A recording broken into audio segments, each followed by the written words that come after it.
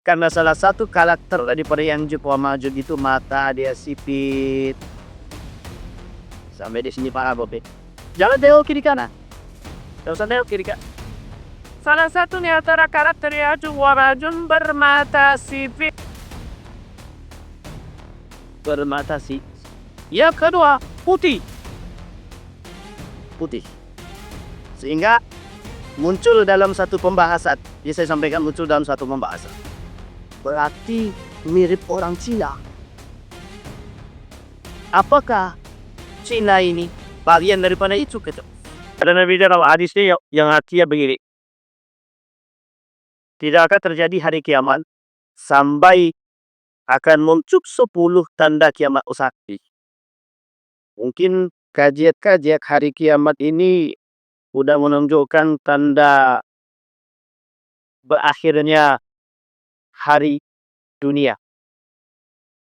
Kata sebagian orang mengatakan tidak ada gunanya mau kaji hari kiamat itu. Orang yang mau kaji hari akhir itu, mau kaji hadis-hadis hari akhir itu, tandanya mereka tidak mau berkembang. Di orang-orang yang mau kaji hadis-hadis akhir zaman itu, kata mereka itu orang-orang yang ketinggalan zaman. Yang sudah dari dulu dikaji. Bahkan banyak yang tidak mau mengkaji. Kenapa tak mau mengkaji? Takut salah. Apa yang takut salah? Takut salah tepat. Sebenarnya bukan begitu. Kata mereka mengadakan sebagian daripada hadis-hadis tentang akhir zaman itu banyak yang lemah. Berarti kalau hadisnya lemah, haruskah ditinggalkan? Itu yang menjadi persoalan.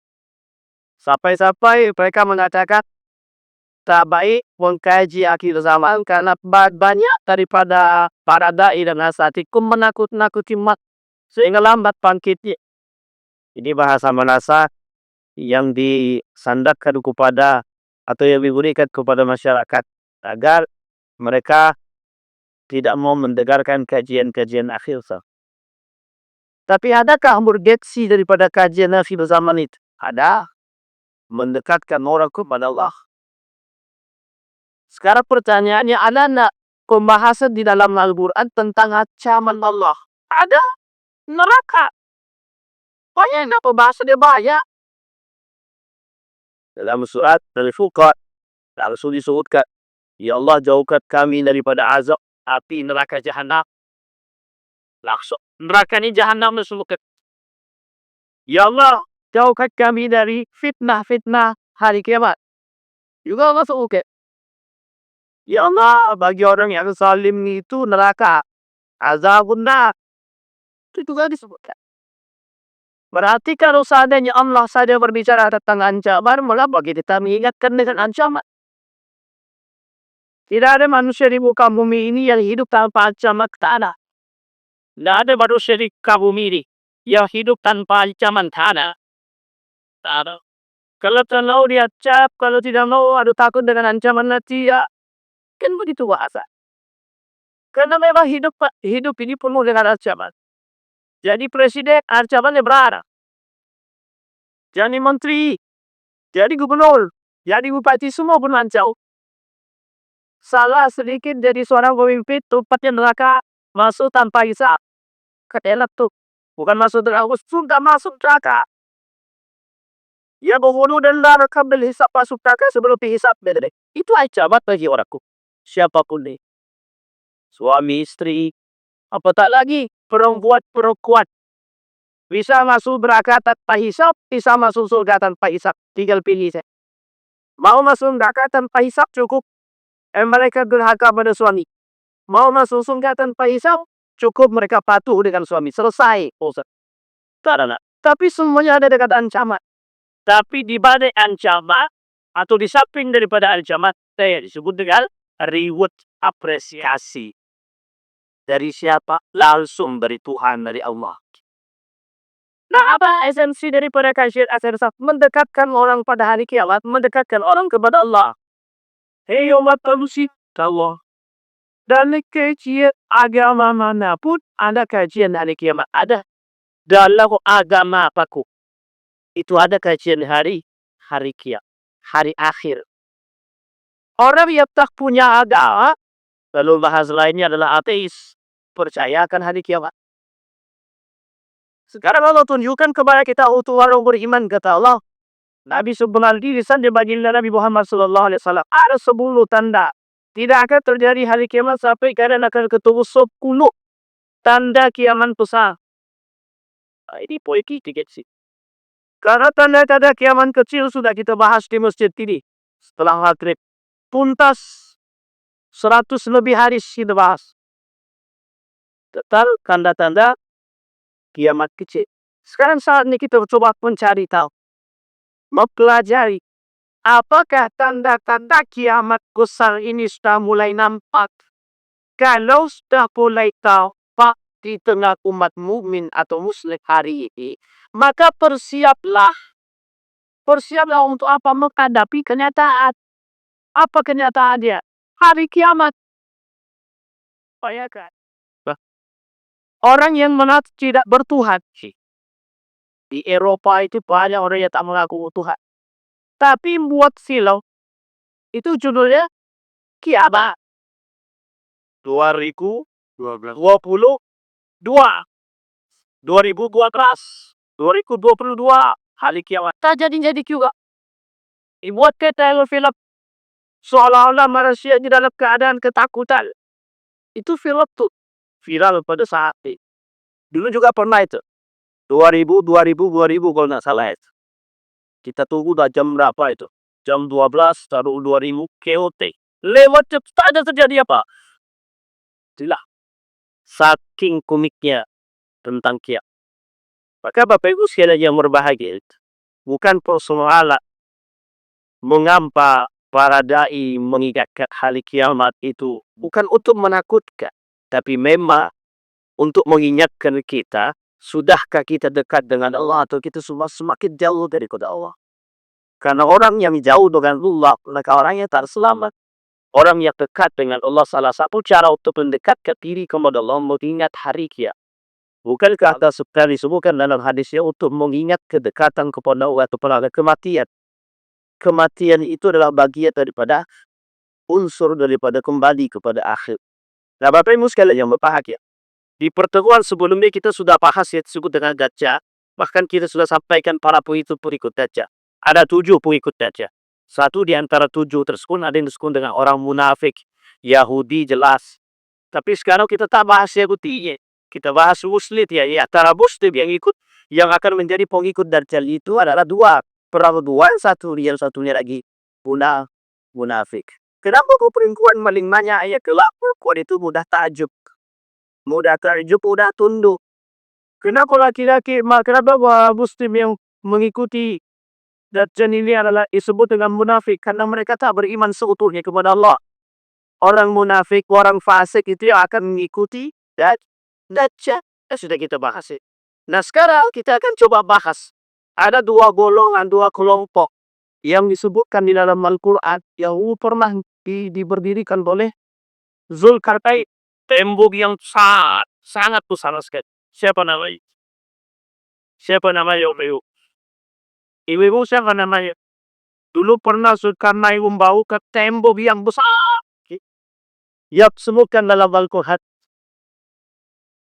Ada yang tahu ibu kata ini ya itu 2 macam. Umarku sudah tahu orang Amerika sudah melakukan penelitian. Umat Muslim tidak tahu. Tapi orang Amerika sudah melakukan penelitian tentang Ya'juj wa Ma'juj. Kira-kira yang tertinggal kita atau mereka? Kalau mereka melakukan penelitian, berarti kira-kira mereka mengerti atau memahami atau tidak? Pasti kok. Sekarang tanya kenapa kita tidak? Para pengamat religi mencoba membahas tentang Ya'juj wa Ma'juj. Dan ini maksudnya bahasa yang ilmiah atau tidak ilmiah? Kata mereka, ini ilmiah atau tidak ilmiah. Sehingga harus dikaji. Dilakukanlah penelitian. Di mana tembok tersebut? Dicari. Ada yang mengatakan tembok besar Cina. Dan ini poin penting, Pak. Kenapa? Karena ada tanda-tanda. Dan tanda-tandanya kata mereka mirip itu. Nanti kita lihat. Tapi jangan pula di sini kue. Kalau hati Bapak tengok ada ya itu deh. Sedap. Nanti kita nih. Kita kembali kepada sejarah Andalusia. Kemudian ada nama Arab Persia. Ada namanya Daulah Abbasiyah. Ini sejarah Daulah Abbasiyah itu. Ketika Daulah Abbasiyah berdiri kokoh, itu merebut kekuasaannya dari Umayyah. Jadi Umayyah dihabisi oleh Abbasiyah. Abbasiyah berdiri kokoh sampai beberapa dapat. Sampai pada akhirnya kerajaan-kerajaan Islam kecil di sekeliling Daulah Abbasiyah ini mendirikan kerajaan-kerajaan. Dasarnya apa? Dasarnya ketidakpercayaan kepada Daulah Abbasiyah. Ketidakpercayaannya kepada Daulah Abbasiyah membuat mereka membangun kerajaan kecil yang menjadikan atau penyebab dasar kelemahan daripada kerajaan yang besar yang disebut dengan Abbasiyah. Singkat cerita, karena Abbasiyah sudah tidak kuat lagi, sudah banyak negara ada kerajaan-kerajaan kecil yang memisahkan diri. Ketika itulah Daulah Abbasiyah diruntuhkan oleh satu kelompok yang disebut dengan Mongol. Tahu Mongol? Tahu Mongol? Mongol itu berada di perbatasan Cina. Jadi kita lihat antara Cina dan India itu ada kelompok kecil namanya Mongol. Manusianya sadis, sangat sadis, sesadis-sadisnya. Dalam aspek sejarah pembunuhan tersadis itu dilakukan oleh kerajaan. Ada oleh kelompok Mongol itu ada kerajaan Abbasiyah. Unik ya, yang dibunuh bukan manusia saja. Semuanya dihabisi. Pangnakulo, perpustakaan habis. Ipas. Saking daripada sadisnya kerajaan kelompok orang-orang Mongol ini, itu pembunuhannya biasa. Jadi memborol leher orang itu biasa. Memotong mutilasi itu biasa. Kalau sekarang ada mutilasi itu sebenarnya bagian kecil daripada kelompok Mongol itu. Itu permainan mereka itu. Saking sadisnya. Badannya tegak. Cara bunuhnya unik. Bagaimana cara membunuhnya? Ya tadi, mutilasi itu adalah mainan. Kalau membunuh cuma tikam saja itu bukan permainan mereka.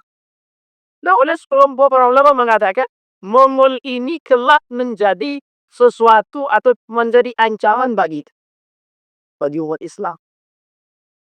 Bagi seluruh umat manusia. Kok bisa begitu? Para pengamat mengatakan merujuk kepada hadis yang baik. Apa kata mereka? Bagian daripada Ya'juj wa Ma'juj. Tapi betulkah mereka Mongol ini orang Ya'juj wa Ma'juj? Berarti kita lihat dalam sejarah, dalam hadis Nabi, betul nggak mereka yang masuk dalam kategori Ya'juj wa Ma'juj? Nah sekarang kita lihat apa itu Ya'juj wa Ma'juj.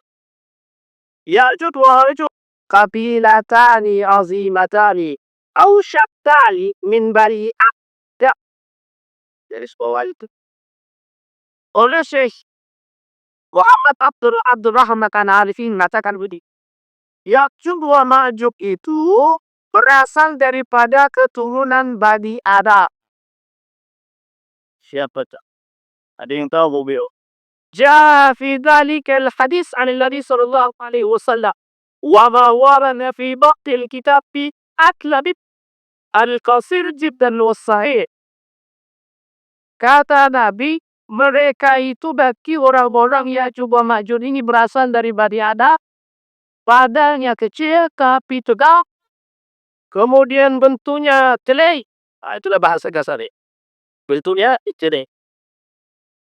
Kemudian wabilhul kabir, tapi sebagian di antara mereka ada yang besar-besar. Wabilhul ladhi yaftarish ubuna. Ada sebagian di antara mereka yang memang bentuk telinganya berbeda. Tidak sama dengan kita. Telinganya panjang-panjang sedikit. Dia lebar sedikit. Wa yatahibu bil ukhra. Tapi kemudian dia memiliki perbedaan di antara yang lain. Wa ma'ashba'a dhalika. Fakullu hadhi la raslala. Ini sebenarnya bukan tasni daripada mereka. Wa innama umit bani Adam ala tabi'ati min bani Adam. Mereka sebenarnya dari kelompok Nabi Adam. Dan ini sebagian dari keturunan Nabi Adam.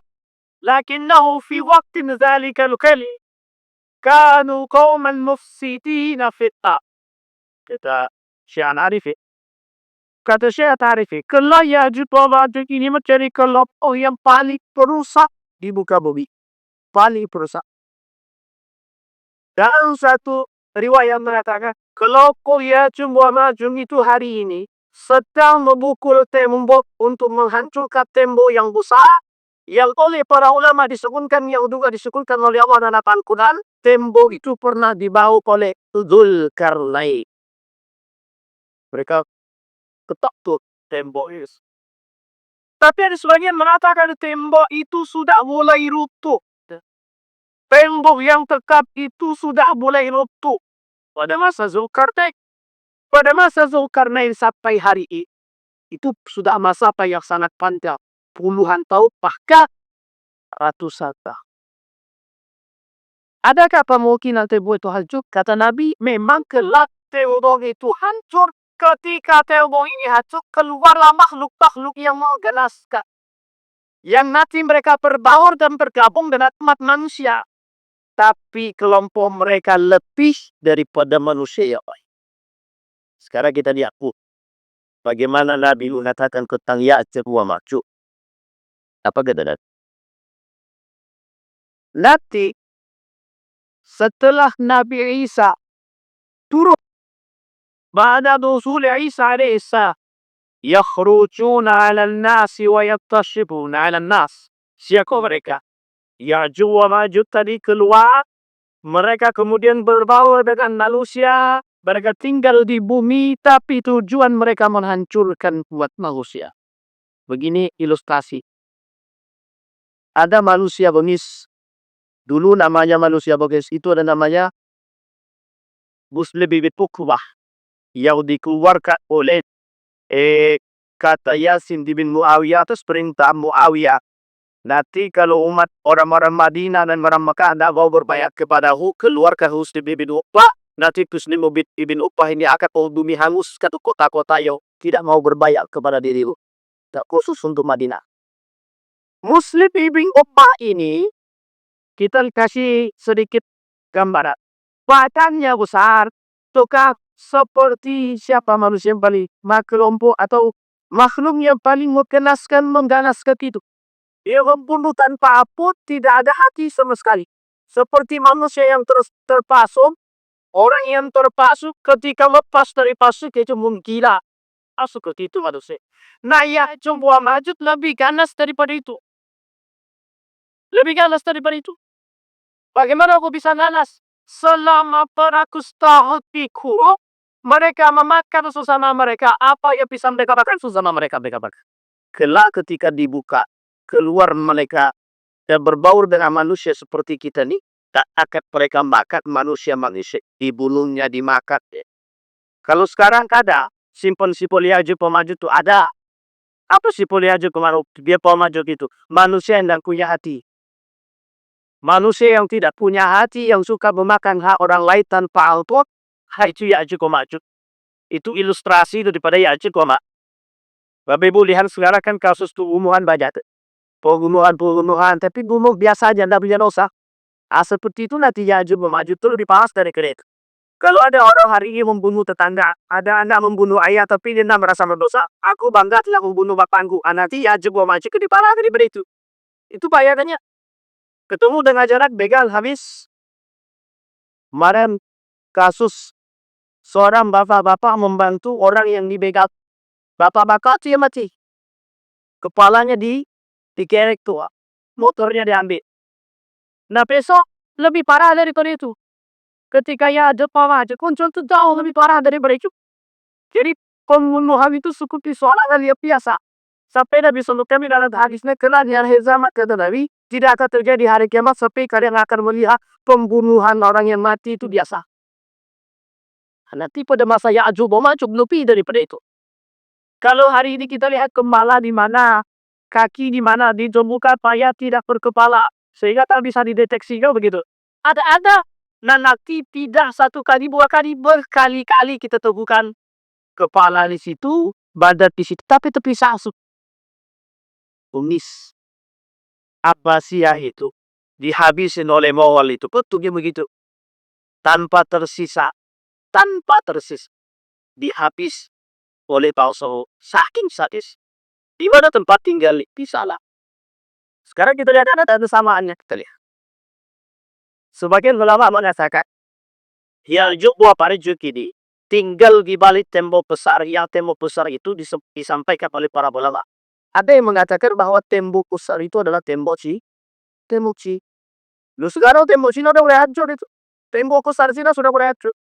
Bahkan uniknya di dalam tembok besar Cina yang hancur itu muncul makam Nabi gitu deh. Ini ya cepat-cepat percaya. Ya cepat-cepat percaya. Ya kan? Itu kalau sempat hancur semua sebaikan itu bagaimana? Itu tambahannya ketimbang muncul ya. Kita lihat. Kita lihat. Baik. ويصلون عيسى بن مريم والمؤمنون معه في جمع mereka petis. ويسكت أغرى للببري. Kelak ketika mereka sudah turun Nabi Isa ikut membantu orang-orang beriman menghancurkan itu ketika berada di Jabal Baitul Maqdis. Fayalqallahu ala Yajuj wa Majuj. Tudatak takulu rekabahu. Nanti muncul ketika Yajuj wa Majuj muncul, mereka saling akan membunuh antara satu dengan yang lain. Mereka bunyi hauskan setiap orang-orang yang berada di antara mereka tanpa akhlak. Kemudian Allah berkata di dalam Al-Quran, kata Allah, "Thumma asba'a sababak hatta idza balaka baina as-sattaini wajada min tumiha qauman la yakatuna yafqahuna qawla." Mereka berbicaranya susah, tidak mudah dimengerti kalimatnya. Kemudian dikatakan, "Qalu ya dzalidalai illa Yajuj wa Majuj tusiduna fil ard fahattaj taharaja ala ataj'ala bainana wa bainahum sadda." Kata, tidakkah kau mau membangunkan di antara kami bangunan yang besar sampai kami gak ketemu dengan kelompok yang pusat tersebut. Kemudian oleh Zulkarnain dibangun sampai sebesar-besarnya bangunan tinggi sampai mereka tidak sanggup untuk menghancurkannya. Tapi dalam kelompok itu kata mereka, kami membangun itu, kalian menghancurkan itu, kata ya sebuah sekarang hadis. Tapi mereka terus mukul tanpa mereka merasa capek dari generasi ke generasi hanya untuk menghancurkan tembok tersebut yang dibawa oleh dekat. Artinya Bapak Ibu sekalian yang berbahagia, jika seandainya Yajuj wa Majuj benar keluar, apakah umat muslim akan selamat? Itu pertanyaanku. Apakah umat muslim akan selamat? Disampaikan oleh para ulama, hampir tidak ada di antara orang muslim itu yang selamat. Tapi muslim siapa? Mungkinkah kita tahniah? Itu yang harus kita pertandingkan. Karena orang beriman tidak akan bertemu dengan Yajuj wa Majuj. Kecuali orang beriman di akhir zaman. Orang beriman di akhir zaman itu hanya sekelitiran umat manusia. Sekelitiran orang-orang beriman. Sisanya munafik dan kafir. Kita perbandingkan begitu. Jadi nanti kalau di akhir zaman itu Bapak, orang mukminnya itu tidak lebih dari 50% daripada jumlah orang muslim. Orang mukmin ya hijau tidak lebih dari 50% daripada orang muslim. Tidak lebih mah. Sisai itu munafik, fasik, kemudian kafir. Orang rakus, serakah, itu sama lah tiba. Hidupnya dengan orang-orang Yajuj wa Majuj. Orang kafir siapa? Nanti orang yang saling memakan antara satu dengan yang lain. Dalam ilustrasi para ulama ada yang mengatakan yang paling ekstrem itu sebenarnya Yajuj wa Majuj itu tidak ada. Terus Yajuj wa Majuj itu siapa? Yajuj wa Majuj itu mohon maaf dari itu manusia ragus, manusia selaka. Itu sebagian mengokoh hati. Tapi ini sebenarnya tidak berdasar. Tapi kalau diperlihatkan pada bentuk dan sifatnya mirip Pak. Mirip tahu kemiripan serakahan itu. Keserakahan itu. Baik. Kemudian hadis yang lain tentang kalimat. Disampaikan dalam pandangan yang lain. Dalam pandangan yang lain itu, apa nama? Yajuj wa Majuj ini. Jadi bahasanya agak sedikit vulgar. Jadi Yajuj wa Majuj ini adalah benih yang tumbuh daripada keturunan Adam yang benih tersebut, ketika mereka berhubungan badan, kemudian benih tersebut jatuh ke tanah, tidak masuk pada tempatnya. Nah, benih yang di tanah inilah kemudian menjadi, paham maksud saya, Bapak? Ada orang yang, kalau bahasa lainnya begini, ada orang yang melakukan perbe gimana bahasanya? Persetubuhan badan, selipkan merubah badan. Ada orang yang melakukan, sebentar, pembahasannya agak-agak bahaya. Dan intinya begini, Bapak. Air bani yang tidak masuk kepada kopatnya, kemudian mani tersebut tercecer. Nah, mani yang bercecer ini, Bapak Ibu, dia menghasilkan dia ajud ini pada masa dahulu. Jadi kata para ulama, dari mani yang tercecer ini, itu kemudian menghasilkan hidup, mani hidup. Nah, kemudian kata para ulama, mani yang hidup ini, mani yang tadi caci ini, yang di luar itu, kemudian membentuklah bentuk seperti manusia, tapi bentuknya jelek. Dulu dia kecil, di tempat terpencil, tidak ada kehidupan. Di situ mereka hidup. Di satu hutan yang luas, yang lebat. Dan ulama belum bisa menempatkan itu tempat yang semestinya di mana tidak ada. Belum bisa. Disitulah kemudian muncul para praduga oleh para ulama melalui hadis tadi. Sehingga tadi kelompok yang manusia untuk cecer tadi jadi bentuk manusia yang bentuknya buruk rupa. Mereka berbicara tidak bisa, komunikasinya tidak baik. Pendengaran mereka tidak bagus. Cuman mereka ini tidak berakal. Sudah punya akal tapi tak bisa berpikir. Karena mereka terkumpul di tempat yang sangat jauh. Sehingga ketika mereka kelompok ini mulai membesar, mulai tumbuh, mulai dewasa, yang mereka lakukan memakan antara satu dengan yang lain. Yang satu memakan yang satu, si A memakan si B memakan si J. Itu terus menerus. Saling memakan. Sehingga dipandang ini kelompok lebih berbahaya. Onis. Pada masa Zulkarnain, itulah kemudian nampak Zulkarnain tahu kelompok itu berada di situ, tak jauh dari tempat kerajaan Zulkarnain. Nah, itu dia. Jadi ketika Zulkarnain menjadi seorang raja, tak jauh daripada perbatasan itu, ditemukan oleh Zulkarnain dalam kelompok yang suka upsat dan memakan dan memangsa manusia. Loh, kok ada makhluk ini? Itulah kemudian diisyaratkan oleh Allah untuk membangun kedua bangunan yang tinggi bete. Tidak kalau mau membangunkan di antara kami dengan mereka, ada apa tembok yang rusak sampai mereka tertutup. Ketakutan daripada Zulkarnain akan munculnya makhluk-makhluk seperti ini terhadap kelompoknya, itu dibangunkan tembok. Itu yang kemudian Isa paling dalam Al-Quran untuk kita. Untuk kita. Zulkarnain bukan membunuh. Zulkarnain bukan membumi hamuskan. Tapi perintahnya cuma untuk dibangunkan tembok. Kenapa begitu? Karena di akhir zaman dia muncul untuk memaksa orang-orang munafik dan orang kafir. Tidak terima baiknya, lampunya. Bisa dipahami ya, Beb?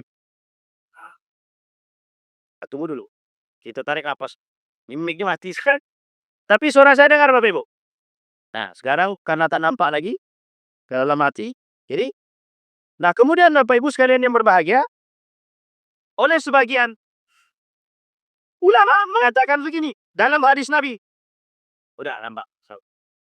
Kemudian mengatakan, kata Nabi dalam hadisnya, kalau 1.000 orang, dari setiap 1.000 orang itu, 999 orang sebagai benar penghuni neraka. Saat itulah anak kecil menjadi tua, dan gugurlah segala kandungan wanita yang hamil, dan kamu melihat manusia dalam keadaan mabuk. Padahal mereka sebenarnya tidak mabuk. Akan tetapi azab Allah sangat keras. Dalam Al-Quran Allah sebutkan dalam Al-Hajj. Ayat yang kedua itu Allah sebutkan. Nanti dari 1.000 orang, 991 diantaranya ada yang disebut dengan pengikut Ya'juj.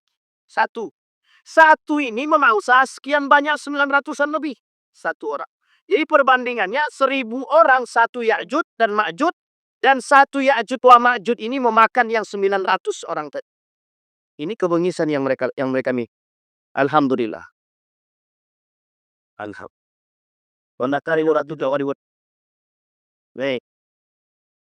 Nah kemudian mereka jumlahnya sedikit. Jumlah mereka sedikit tidak ada. Kemudian ketika jumlah yang sedikit tadi, tapi kalian berkuasa. Sekarang kita lihat, Yahudi itu berkuasa lah. Kelompok kecil lah. Tak lebih daripada 20.000. Tidak lebih daripada 30.000 jumlah Yahudi di muka bumi ini. Tapi kira-kira memegang apa deh? Dunia ini dipegang. Jumlahnya tak banyak, tapi dunia dia pegang. Sekarang saya tanya, kelompok putih ini, pengis semua dah. Yes. Jangan ragu Pak atau salahku. Yahudi itu bukan manis. Lebih parah daripada manis. Kalau kita mau lihatnya sederhana saja. Tengok cara dia membunuh kaum Palestina. Gimana cara dia gudomnya? Dihukumnya biasa aja. Diseretnya anak-anak yang sudah mati itu. Orang-orang tua yang sudah mati itu seretnya mau patah ke kakinya, patah kaki sama sekali. Ada yang maju begitu. Berarti si maju mirip sifatnya. Mirip sifatnya. Berarti bisa jadi mereka itu bisa fulkip. Mungkin. Berarti kalau soalnya mereka sudah muncul, ya berarti tanda kiamat sudah mendekat. Sudah mungkin apa terjadi. Tapi sebagian ulama mengatakan bukan begitu. Kenapa? Karena salah satu karakter daripada yang maju itu mata dia sipit. Sampai di sini para Bobe. Jangan tengok kiri kanan. Jangan usah tengok kiri kanan. Salah satu di antara karakter yang warajun bermata sipit. Bermata sipit. Yang kedua, putih. Sehingga muncul dalam satu pembahasan. Jadi saya sampaikan muncul dalam satu pembahasan. Berarti mirip orang Cina. Apakah Cina ini bagian daripada itu? Ini perlu garis solusi. Nanti kita bahas pembahasan khusus di pertemuan yang akan nanti. Karena memang tidak bisa sensitif itu. Cina ya maju, habis kita dibuat orang. Tapi betul kaki itu kita bisa. Karena memang kelompok-kelompok ini selain daripada mengganaskan, selain daripada menakutkan, memang ya maju ini bermata sipit. Selain daripada bermata sipit, punya badannya cukup kuat. Dan memang rakusnya serakahnya. Memang itu sifat daripada mereka. Karena mereka lawannya ini. Punya tidak punya akal tapi tidak punya hati. Sehingga memang karakter yang majuknya oleh para ulama itu banyak agak mirip dengan kelompok-kelompok tertentu. Kalau dibilang pada kelompok Cina jumlahnya itu tidak, mungkin lebih banyak masyarakat Cina. Yang paling minoritas ya, tapi matanya dah sipit. Itu saja. Tapi kalau dikembalikan kepada kelompok Mongol, agak mirip. Bengisnya sama, sipitnya sama, jumlahnya memang bidi. Berarti bisa jadi itu, bos. Nggak bisa dua kita pastikan. Kenapa? Karena belum tentu tembok Cina itu temboknya. Kan begitu. Tapi karakter itu bisa kita temukan dari yang disampaikan oleh Nabi. Hanya saja kita butuh kepastian. Kapan kepastiannya? Kelak ketika memang saatnya muncul. Maka disitulah manusia akan tahu siapa kelompok itu. Karena sampai hari ini, ulama tidak ada yang memastikan satu pun kelompok Ya'juj wa Ma'juj itu kelompok yang seperti apa dan di mana tempatnya. Kalau karakter dan sifatnya sudah disampaikan. Sampai di sini bisa dipahami Bapak Ibu. Kira-kira mau bertemu dengan kelompok Ya'juj wa Ma'juj? Kalau ada kita tunggu aja. Tapi kalau tidak mau jangan. Tujuan mereka diciptakan apa? Apa tujuan mereka? Nanti bagaimana ketika mereka berbaur dengan manusia? Memang walau arsalu ilaihim la'asadu. Tujuan mereka ketika dikirimkan kepada mereka apapun, mereka akan merusak. Jadi Bapak Ibu perbandingannya, tadi sudah saya sampaikan 1000-1. Jadi keluar mereka berbaur dengan kita nih kesulitannya Bang. Kesulitan mencari, nanti mudahnya ditemukan itu ketika Bapak Ibu melihat nanti satu orang tadi menghabisi orang terdekat deh. Misal begini, kita kasih dia tempat tinggal, dibunuh oleh kita. Kita kasih ini tempat, dibunuh oleh kita. Nah di situ nanti akan kelihatan, oh ini loh Ya'juj wa Ma'juj. Ketika sudah semua keluar dan berada di tengah kita, itu yang menguasai kita itu mereka, bukan lagi kita. tapi mereka yang paling berkuasa itu. Mereka berada di antara kita, mereka guru kita, mereka makan kita, dan lain sebagainya semuanya. Mereka ketika diberikan ke tinggal di tempat perkampungan yang banyak ternak, ya. Ternak-ternak itu pun dibunuh, ya. Ternak-ternak dibunuhnya, dimakannya. Kemudian yang punya ternak pun dihabisi. Karena mereka tidak punya hak. Dan itu Bapak Ibu, oleh para ulama menjadi sebuah ketakutan yang besar kelak di hari kiamat, sebelum hari kiamat. Kenapa begitu? Karena yang ditakutkan oleh para kelawar itu bertemu dengan mereka. Maka doanya para ulama itu, ya Allah, jangan sampai kami bertemu dengan Ya'juj wa Ma'juj. Jangan sampai. Nah, Bapak Ibu itu gak begitu doanya. Semoga kita ini tidak ketemu dengan Ya'juj wa Ma'juj. Tapi kalau kita ketemu dengan Ya'juj wa Ma'juj, bagaimana Pak Ustaz? Nanti kita lihat apa yang disampaikan oleh para ulama. Bagaimana cara ulama menjaga diri dia. Kemudian, bagaimana cara Ya'juj wa Ma'juj menghancurkan dinding? Dinding itu kalau tadi, bangunan yang besar tadi, bagaimana cara mereka menghancurkannya? Kata Barabala, kata Syekh Arifi, mereka pemukulnya sedikit demi sedikit dengan apa yang mereka miliki.